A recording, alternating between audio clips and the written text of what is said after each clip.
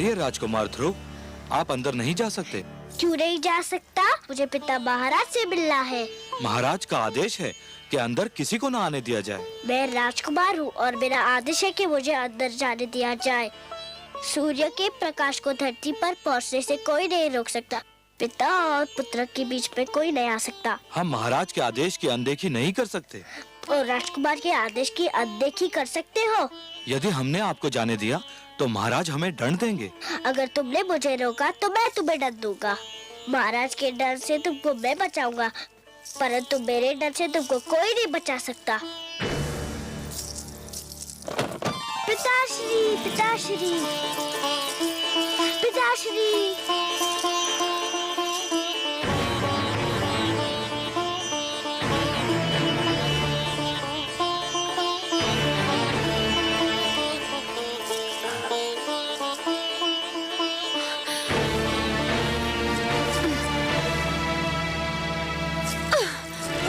पिताश्री,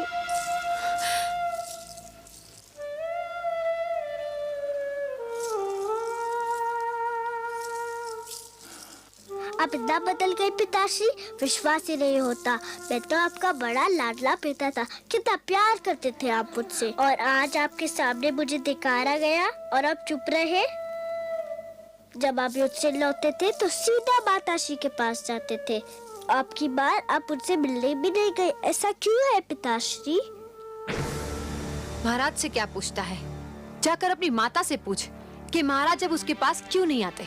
आप भी तो माता है, आप ही बता दीजिए ना। मैं तो तेरी छोटी माता हूँ। माता छोटी बड़ी नहीं होती, माता तो बस माता होती है। आप स्वयं को छोटी क्यों कहती है? तो सुन, तेरी माता के दिन बीत गए। महाराज को अब उस भिखारन में कोई रुचि नहीं है। मेरी माता भिखारन नहीं है, वो राजभवन की महारानी है। महारानी थी वो, अब नहीं है महारानी। महाराज ने वो स्थान उससे छीनकर मुझे दे दिया है, और जो स्थान तेरा था वो अब मेरे पुत्र उत्तम का है, समझा? उत्तम मेरा छोटा भाई है, उसे जितना भी मिले मुझे उतना ही हर्ष होगा। मैं और कुछ नहीं चाहता, बस पिताश्री का प्यार चाहता हूँ और उसकी गोद में बैठना चाहता हूँ। गोद में बैठने की इतनी इच्छा थी तो तुझे मेरी कोख से जन्म लेना चाहिए था। पर इसमें तो मेरा कोई दोष नहीं माते।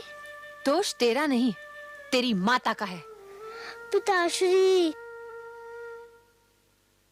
महाराज तेरी कोई सहायता नहीं कर सकते। अब तो भगवान ही तुझे महाराज की गोद में बिठा सकते हैं। जाकर भगवान विष्णु की तपस्या कर और उनसे प्रार्थना कर कि अगले जन्म में तुझे मेरी कोख से जन्म दे और महाराज के गोद में बैठने के योग्य बनाए।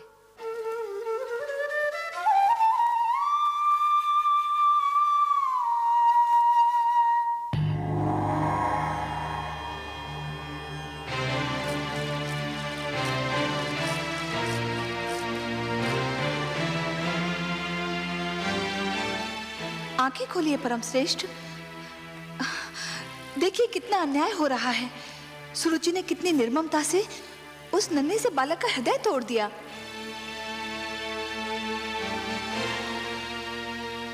देख रहा हूं महादेवी। देख रहे हैं और फिर भी मौन है? यही तो उत्तम बात भी कर रहा था।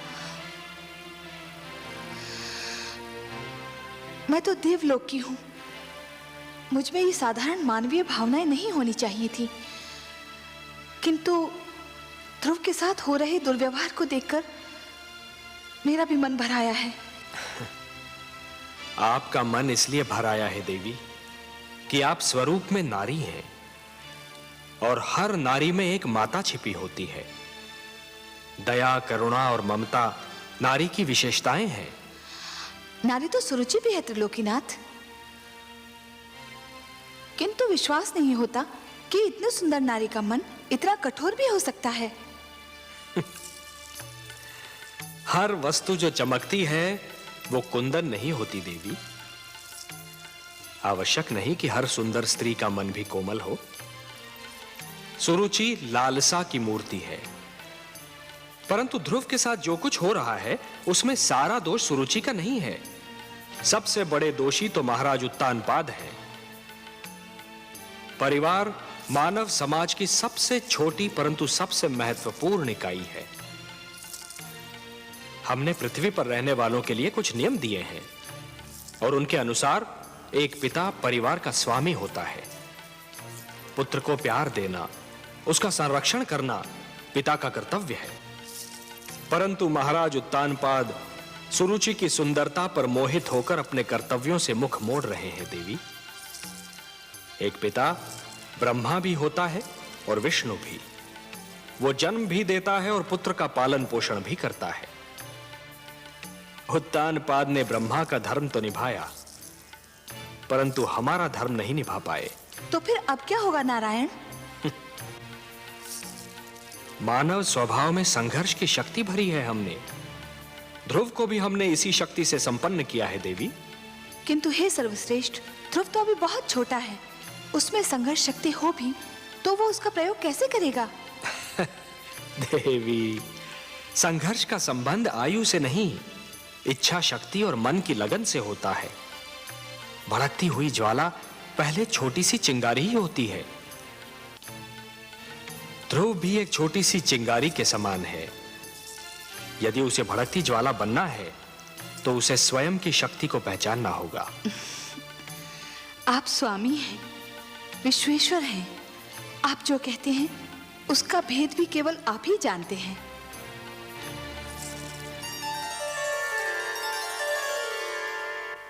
इसीलिए मैं तुझे वहां जाने से रोक रही थी। मैं जानती थी कि तू महाराज से मिलने जाएगा तो दुख लेकर ही लौटेगा। रानी सुरुचि के मन में हमारे लिए जलन और घृणा के सिवा और कुछ नहीं। छोटी माँ ने जो किया मुझे इसका दुख नहीं है माँ। दुख तो इस बात का है कि पिताश्री भी बस चुप रहे। उन्होंने छोटी माँ को रोका तक नहीं। वो केवल मुझे भूल गए होते तो मुझे इतना दुख नहीं होता। दुख तो इस बात का है कि वो अपने पिता के धर्म का पालन नहीं कर पा रहे। पिता और पुत्र के बीच में आने वाली वो कौन होती है? आप तो कहती थी कि पिता के प्रेम पर पुत्र का जन्म सिद्ध अधिकार होता है। होता है पुत्र, अवश्य होता है। ठीक उसी प्रकार जिस प्रकार सूरज की धूप पर धरती का अधिकार होता है। किंतु कभी कभी काली घटा यूं सूरज की धूप और धरती के बीच आ जाती है, जिससे सूरज की धूप धरती तक नहीं पहुंच पाती। रानी सुरुचि भी वो काली घटा है जिसने पिता के प्रेम को पुत्र तक पहुंचने से रोक रखा है। मैं तो उनका बहुत आदर करता था, पर उन्होंने आपको बेकारन कहा तो मुझे बहुत बुरा लगा। आश्चर्य तो ये है कि पिताश्री भी इस पर भी कुछ नहीं बोले। भूल जाओ पुत्र, भूल जाओ इन बातों को। कुछ विष स्वाद में मीठे होते हैं, किंतु होते तो विष है ना। महाराज पर भी ये भेद एक दिन अवश्य खुल जाएगा कि रानी सुरुचि एक मधुर विष है। मैं भगवान विष्णु से प्रार्थना करती हूँ कि महाराज की आंखें खुल जाएं। भगवान विष्णु? छोटी माँ भी यही नाम ले रही थी कि मुझे पिताश्री के गोद में बैठने का अधिकार अब भगवान विष्णु ही दिला सकते हैं। हाँ पुत्र, महाराज की गोद तो क्या, वो अपनी गोद में बैठने का भी अधिकार दिला सकते हैं। वो महाराजाओं के महाराज हैं, सम्राटों के सम्राट हैं, परम बलवान, सर्वशक्तिमान है। पुत्र, तुम देखोगे वो कैसे लगते हैं। हाँ, आओ आओ।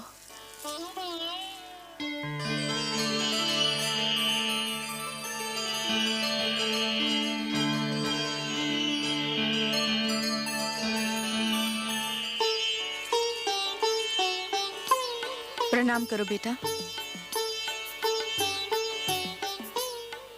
ये है हमारे विष्णु भगवान, लक्ष्मीपति नारायण, जिनकी मैं नित दिन पूजा करती हूँ। मैं भगवान विष्णु के पास जाऊँ कब आते? चले जाना पुत्र, अभी तुम छोटे हो। बड़े हो जाने के बाद अवश्य चले जाना उनके पास। वो सब ठीक कर देंगे। रात्रि हो गई है, चलो चल के सो जाते हैं। सब विष्णु भगवान पे छोड़ दो, वो सब ठीक कर देंगे। चलें? चलो।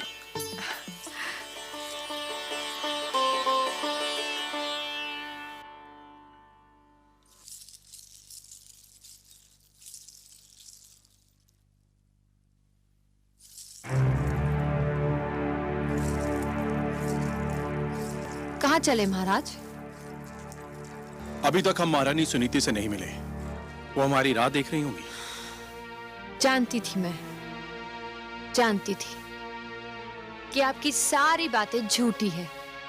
आपका प्यार भी एक दिखावा है। कौन सी बातें झूठी थी? यही कि सुरुचि, तुम्हारे पास आकर मैं सारे संसार को भूल जाता हूँ। सब झूठ। संसार तो क्या, आप एक नारी को नहीं भूल पाए। रह रहकर उसका प्रेम आपके मन को बांध लेता है। मुझसे तो बस 4 घड़ी का ही प्रेम है आपको। यह बात नहीं है सरुचि। तुम अच्छी तरह से जानती हो कि हम तुम्हें कितना प्रेम करते हैं। प्रेम ना करते होते तो महारानी सुनीति का अधिकार तुम्हें क्यों देते? परंतु इस राजमहल में कुछ तो अस्तित्व है उसका।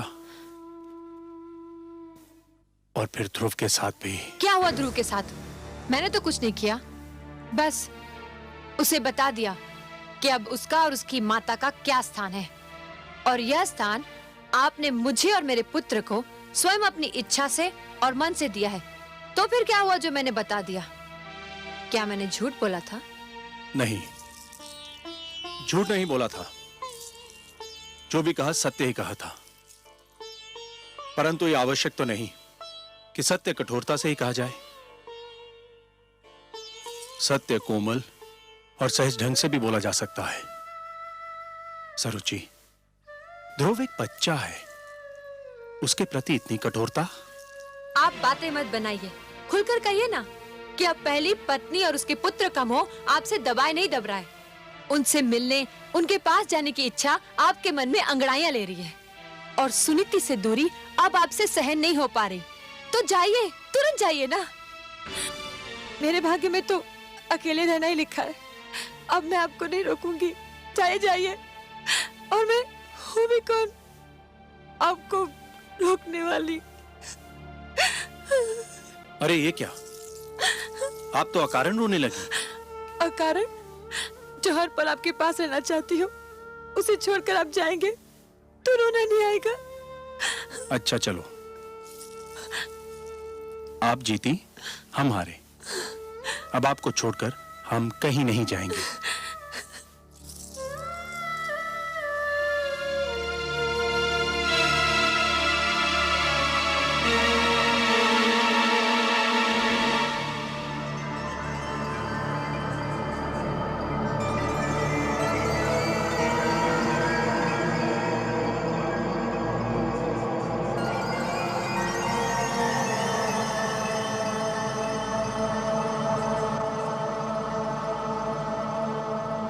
महाराज तेरी कोई सहायता नहीं कर सकते। अब तो भगवान ही तुझे महाराज की गोद में बिठा सकते हैं। जाकर भगवान विष्णु की तपस्या कर और उनसे प्रार्थना कर कि अगले जन्म में तुझे मेरी कोख से जन्म दे और महाराज की गोद में बैठने के योग्य बनाए।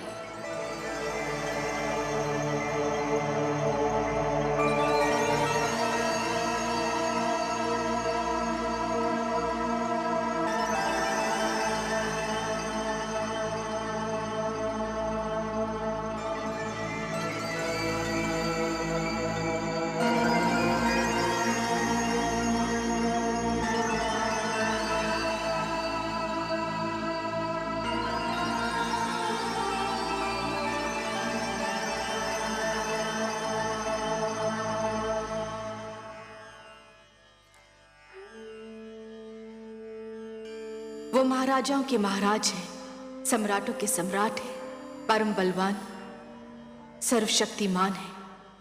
तुम देखोगे वो कैसे लगते हैं। ये है हमारे विष्णु भगवान, लक्ष्मीपति नारायण, जिनकी मैं नित दिन पूजा करती। महाराज की गोद तो क्या, वो अपनी गोद में बैठने का भी अधिकार दिला सकते हैं। हे विष्णु भगवान, मैं तुमसे मिलने आ रहा हूँ, मगर मुझे ये तो पता नहीं कि तुम कहाँ रहते हो। मगर तुम जहाँ भी रहते हो मैं तुम्हें ढूंढ निकालूंगा। मेरी बस एक विनती है, मेरी माता नित दिन तुम्हारी पूजा करती है। मेरे जाने के बाद उसका ध्यान रखना। हम दोनों एक दूसरे से कभी अलग नहीं हुए। वो मुझे पास ना पाएगी तो व्याकुल हो जाएगी। उसकी ढाढ़स बढ़ाना प्रभु, उसे रोने मत देना।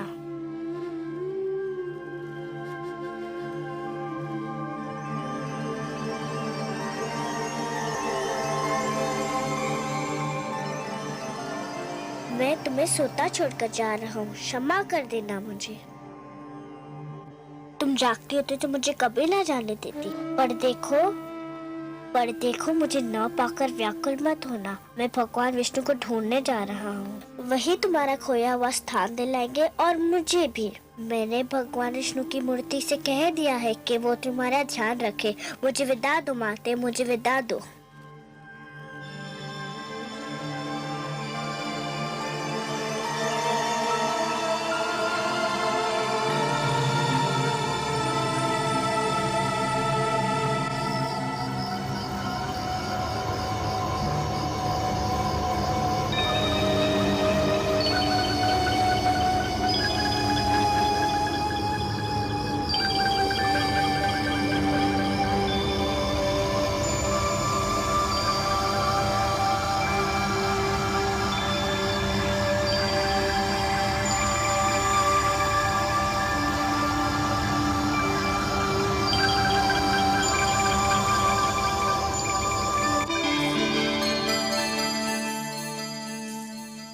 हे प्रभु, देखिए नन्हा ध्रुव रात्रि के अंधेरे में राजभवन को छोड़कर आपकी खोज में निकल गया है। हाँ देवी, वो अपने मन की लगन को दबा नहीं पाया। परंतु हे सर्वव्यापी, वो तो क्षीर सागर का मार्ग भी नहीं जानता। देवी, एक यात्री के लिए सबसे कठिन क्षण वो होता है जब वो किसी अनजान यात्रा के उद्देश्य से मार्ग पर प्रथम पग धरता है। फिर तो मार्ग में सहस्त्रों घने पेड़ मिल जाते हैं जो उसके पैरों तले शीतल छांव बिछाने को तैयार रहते हैं। फिर मार्गदर्शक भी मिल जाता है, और मार्गदर्शक तो गुरु होता है देवी। परंतु हे सर्वश्रेष्ठ, वो तो अभी एक बालक है। उसे इस यात्रा में कितना दुख झेलना पड़ेगा। महादेवी, बूंद जब किसी मेघ की गोद से निकलती है तो उसके मन में असंख्य आशंकाएं होती हैं। सोचती है कि उसका अंत क्या होगा।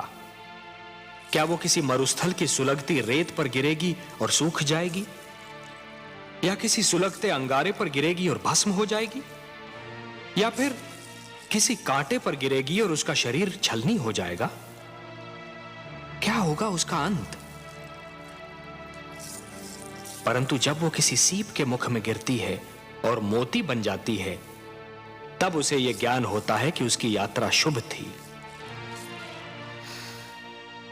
आपकी बातें आप ही जाने परमेश्वर, किंतु आज्ञा हो तो एक बात कहूं। आप तो हमारी अर्धांगिनी है। हमसे कुछ कहने के लिए आपको हमारी अनुमति और आज्ञा की आवश्यकता नहीं है देवी। कहिए, अवश्य कहिए। यदि ध्रुव पर राह में कोई संकट आया तो मैं चुप नहीं रहूंगी। मैं इस खेल में कूद पड़ूंगी और आप मुझे रोकिएगा मत। नहीं रोकेंगे, परंतु एक बात का ध्यान तो आपको भी रखना होगा देवी। कौन सी बात? कि नियमों को बनाने वाले स्वयं उनको तोड़ा नहीं करते। मैं समझी नहीं त्रिलोकीनाथ। मानव के भाग्य विधाता ब्रह्मा है। आप ब्रह्मा के लिखे को बदलने की चेष्टा न कीजिएगा देवी। ध्रुव हमको ढूंढता हुआ आ रहा है, और इस राह में उस पर वही बीतेगी जो ब्रह्मा ने उसके भाग्य में लिख दी है। वो हम तक पहुंच पाएगा या नहीं, ये तो केवल ब्रह्मा ही जाने। परंतु इस बालक के लिए आपके मन में इतना स्नेह क्यों उमड़ रहा है देवी? मैं नहीं जानती प्रभु, पर न जाने क्यों ऐसा लगता है जैसे ध्रुव मेरी ही संतान हो। इतना महान स्थान दे दिया उसे आपने। क्यों? क्या वो इस स्थान के योग्य नहीं? इतनी छोटी सी आयु में इतना बड़ा निर्णय, इतना दृढ़ निश्चय, ये सब महानता के लक्षण नहीं है तो और क्या है? उसे अपनी महानता सिद्ध तो कर लेने दीजिए। अवश्य, परंतु ध्रुव पर अगर कोई संकट आया तो मैं सहन नहीं कर पाऊंगी। ऐसा कब तक चलेगा दलनायक जी? क्यों, क्या हुआ? क्या हुआ? अरे इतने दिन हो गए कोई भी यजमान हाथ नहीं आया। अगर यही दशा रही तो हम सब भूखे मर जाएंगे। बात तो तुमने ठीक कही है मित्र, पर क्या किया जाए? लगता है यात्री ये मार्ग ही भूल गए हैं। इतने लोगों को लूटा है हमने कि लोगों ने इधर से आना जाना ही छोड़ दिया है। अरे वो देखो। अरे शिकार आ गया।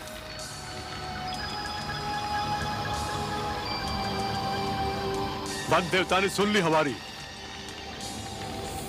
कोई बालक है? कोई भी हो, लगता धनी है। सारा शरीर गहनों से ढका है। गहने छीनकर ठिकाने लगा देंगे। गहने छीनने तक तो ठीक है, पर इतने छोटे बालक को मारना। मती मारी गई है तुम्हारी। यदि कोई राजकुमार हुआ तो इसे छोड़ दिया तो जाकर राजा की सेना ले आएगा और हम सब चुन चुन कर मार दिए जाएंगे। चलो।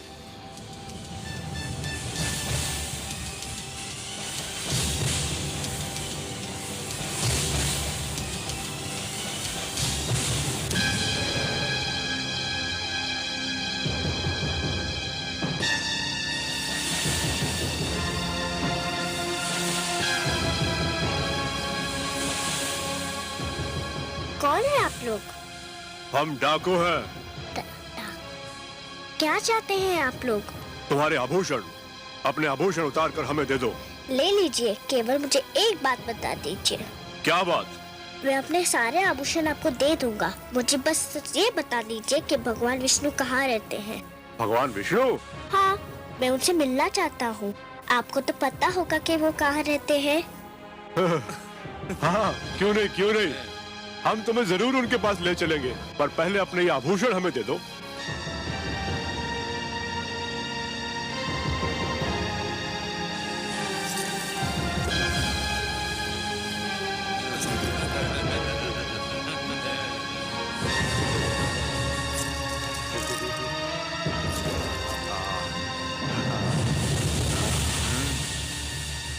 आओ हमारे साथ।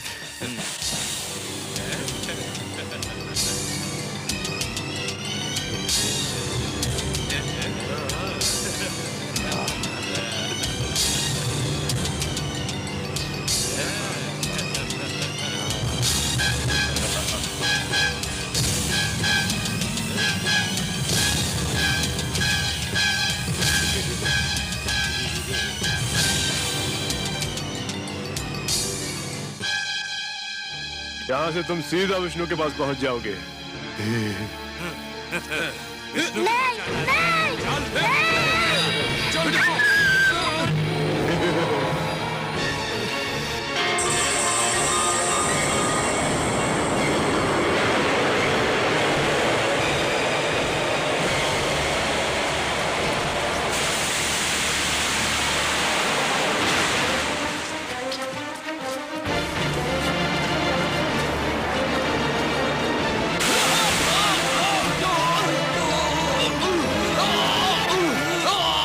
मार डालो उसे, मार डालो।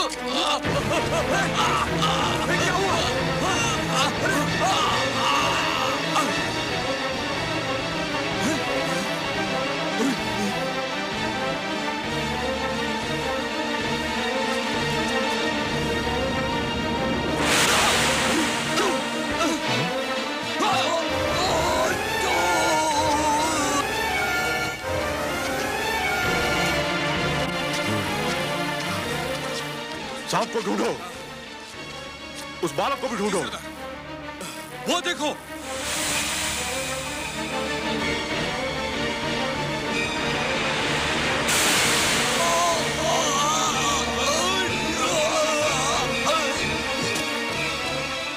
बालक को ढूंढो, उस बालक को भी ढूंढो।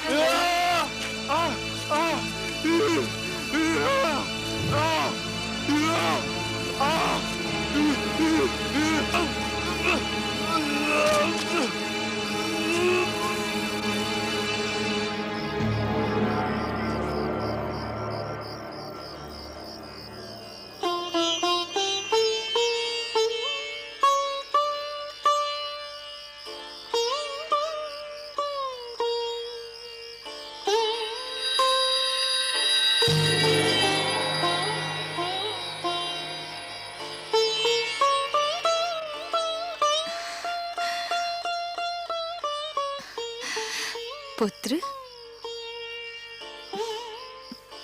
आप कौन है माता? तुमने तो माता कहकर स्वयं ही बता दिया कि मैं कौन हूँ। अब मैं क्या बताऊं? समझ लो तुम्हारी माता ही हूँ। इन लोगों को क्या हुआ? इनको इनके किए का दंड मिल गया। ये लुटेरे थे और तुम्हें मार डालना चाहते थे। परंतु ये बताओ, इतनी रात्रि को तुम अकेले कहाँ जा रहे थे? मैं भगवान विष्णु से मिलने जा रहा हूँ। मेरी मानो तो तुम घर लौट जाओ, अभी तुम बहुत छोटे हो। मैं उनसे मिले बिना घर नहीं जाऊंगा। अच्छा, अब रात्रि बहुत बीत चुकी है। भोर होते ही ढूंढ लेना अपने भगवान विष्णु को। आपको पता है कि भगवान विष्णु कहाँ रहते हैं? मुझे उनसे मिलने का मार्ग बता दीजिए तो आपकी बहुत कृपा होगी। मेरे वश में होता तो मैं ले जाकर तुम्हें उनकी गोद में ही बिठाती, किंतु मैं विवश हूँ। सुनो पुत्र, तुम थक गए होगे, तनिक विश्राम कर लो। विश्राम तो मैं अपने भगवान विष्णु से मिलने के पश्चात ही करूँगा। बड़े हठी हो तुम।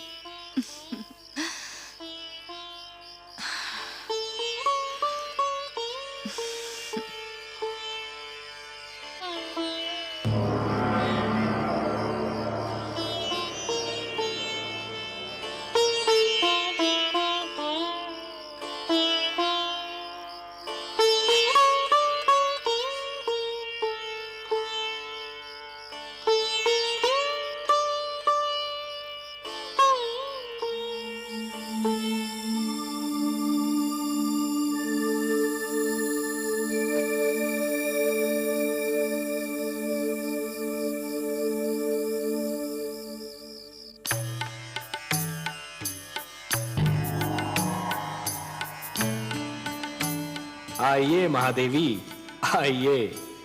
आज तो आपने हमको भी अचरज में डाल दिया। अचरज में? और वो भी आपको मायापति? मेरी किस बात से आपको आश्चर्य हुआ? शीतल जल यदि दहकती अग्नि बन जाए, चंद्रमा ठंडी चांदनी के स्थान पर यदि तपती धूप छिटकाने लगे, पुष्प की कोमल पंखुड़ी यदि धारदार कटार बन जाए तो आश्चर्य नहीं होगा देवी। अपने पुजारियों पर धन की वर्षा करने वाली देवी को जब हमने ध्रुव के शत्रुओं पर विष की वर्षा करते देखा तो हमें भी कौतूहल हुआ। मैं क्या करती नारायण, मुझसे रहा नहीं गया। वो हत्यारे अगर ध्रुव के प्राण ले लेते तो मैं स्वयं को कभी क्षमा नहीं कर पाती। आप जानते हैं ना, वो हत्यारे ध्रुव के प्राण लेना चाहते थे। जानता हूं, भली भांति जानता हूं, और कुछ और भी जानता हूं। क्या? यही कि हो सकता है कि विधाता ने ध्रुव के भाग्य में यूं मरना लिखा ही न हो। उसके भाग्य में यह लिखा हो कि आप उसके प्राणों की रक्षा करेंगी और अपने ममतामयी हाथों से उसे थपकियां देकर सुलाएंगी, क्योंकि देवी होता तो वही है जो भाग्य में लिखा है। मैं नहीं जानती, लेकिन उस बालक को देखकर मेरे मन में ममता का सागर उमड़ने लगता है। नारायण, वो कितनी लगन से आपको ढूंढ रहा है। आप स्वयं जाकर उसे अपने दर्शन क्यों नहीं देते? हम विधाता के कार्यों में हस्तक्षेप नहीं कर सकते देवी, विधाता के कार्यों में हस्तक्षेप नहीं कर सकते। ध्रुव को वो सब मिलेगा जो उसके भाग्य में लिखा है। आपका लाडला अब जागने वाला होगा, धरती पर भोर होने वाली है। भोर होते देखकर मेरा मन कांप रहा है। क्यों देवी, किस कारण? भोर हुई और सुनीति ने अपने लाल को ना पाया तो उसकी क्या दशा होगी? वो तो दुख से पागल हो जाएगी।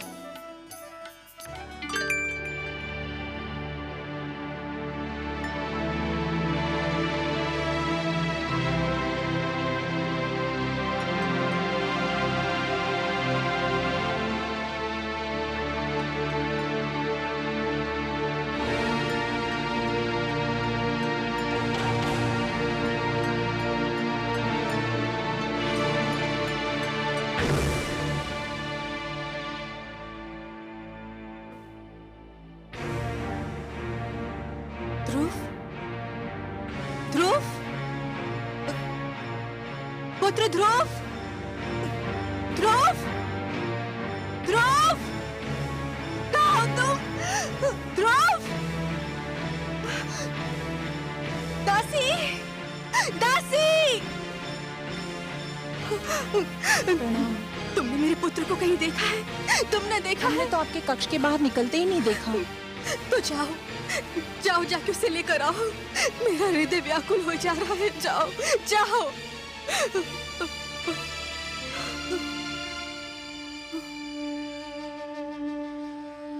महाराज ध्रुव को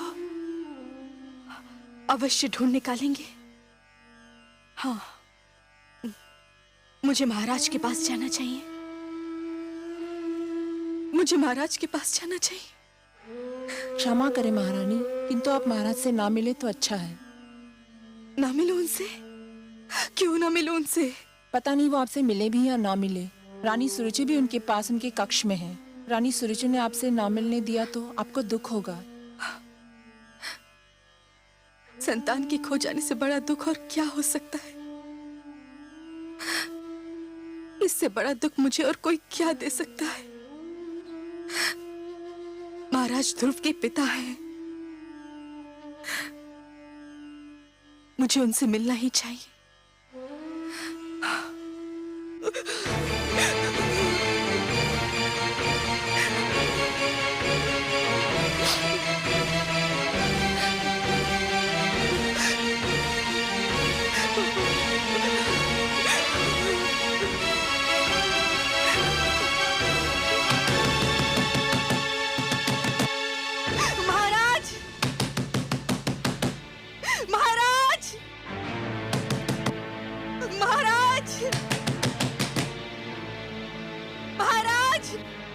मैं देखती हूँ।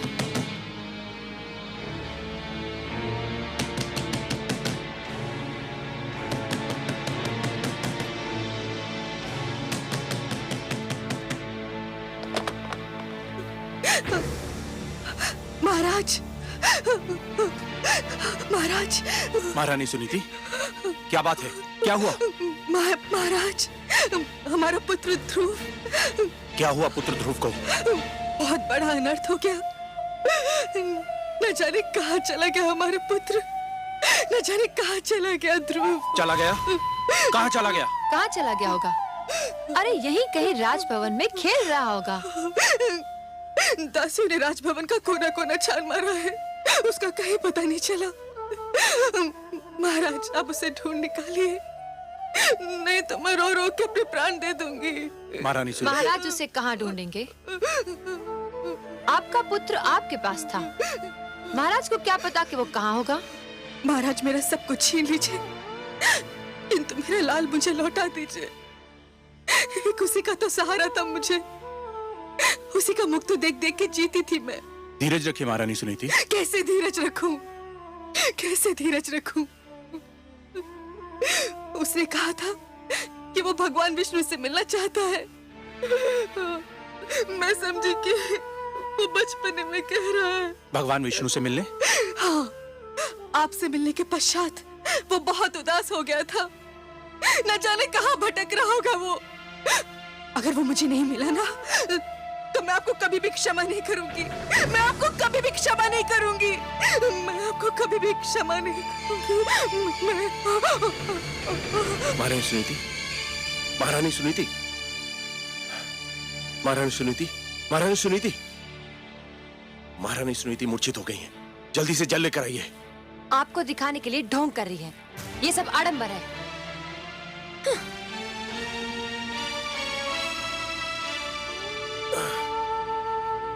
महारानी सुनीति, महारानी सुनीति,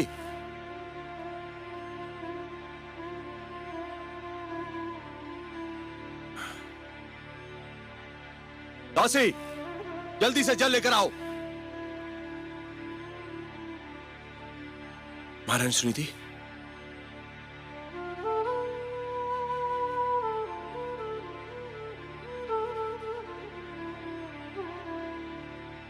महारानी सुनीति, महारानी सुनीति। ध्रुव,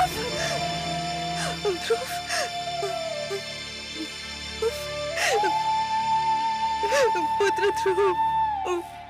रोइए नहीं महारानी, रोइए नहीं।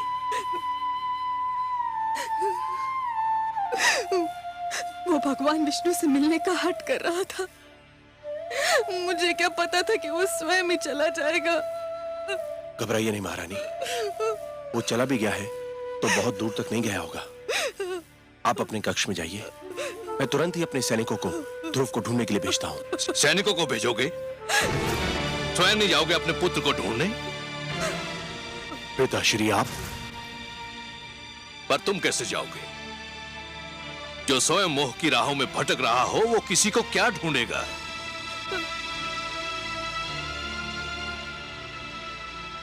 हाथ मत लगाओ मेरे चरणों को। तुम इस योग्य नहीं हो। तुम तो इस योग्य भी नहीं हो कि मैं तुम्हें अपना पुत्र कहकर पुकारूं।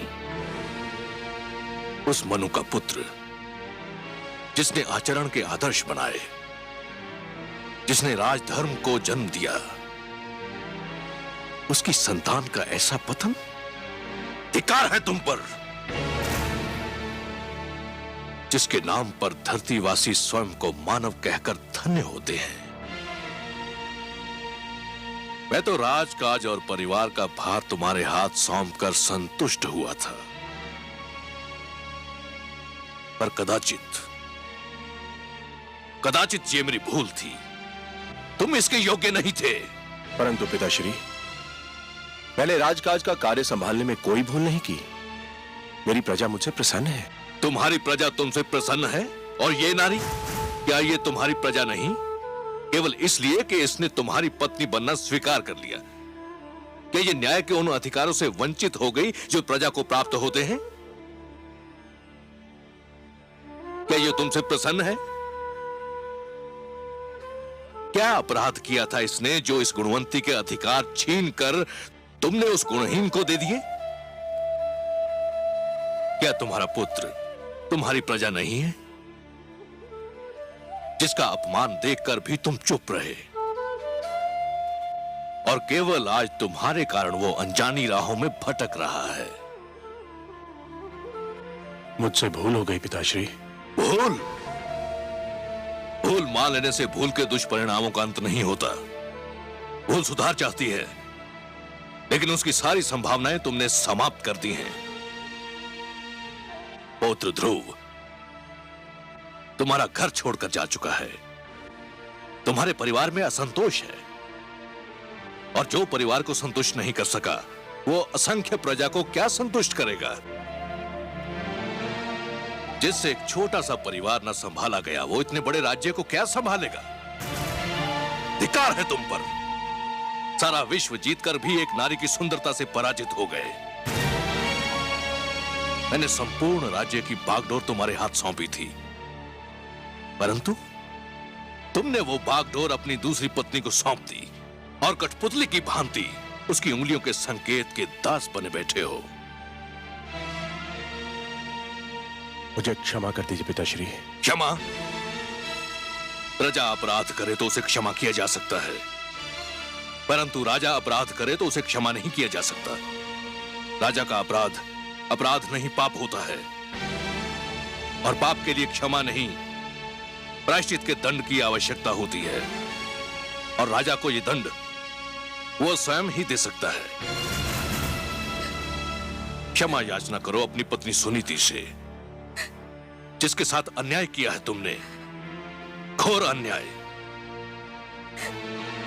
जिस मनु की तपस्या महाप्रलय ने भी भंग नहीं की, तुमने अपने परिवार के साथ अन्याय करके वो तपस्या भंग कर दी और मुझे यहां आने पर विवश कर दिया। याद रखो तानपात, यदि पुत्र वियोग में मेरी पुत्र वधू को कुछ हो गया तो तुम मेरे शाप से नहीं बच पाओगे। पिताश्री सुनिए तो सही। मैं कुछ नहीं सुनना चाहता। पिताश्री, पिताश्री मुझे इतना कड़ा डंडा दीजिए पिताश्री।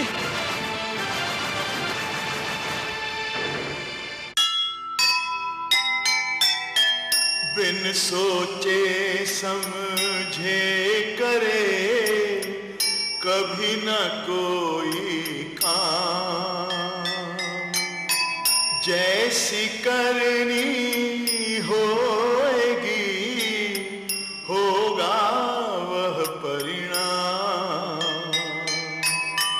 विश्व विजेता की विजय आज हुई बेकार,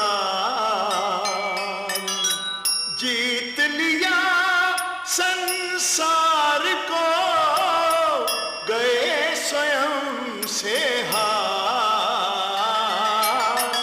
गए स्वयं से हार।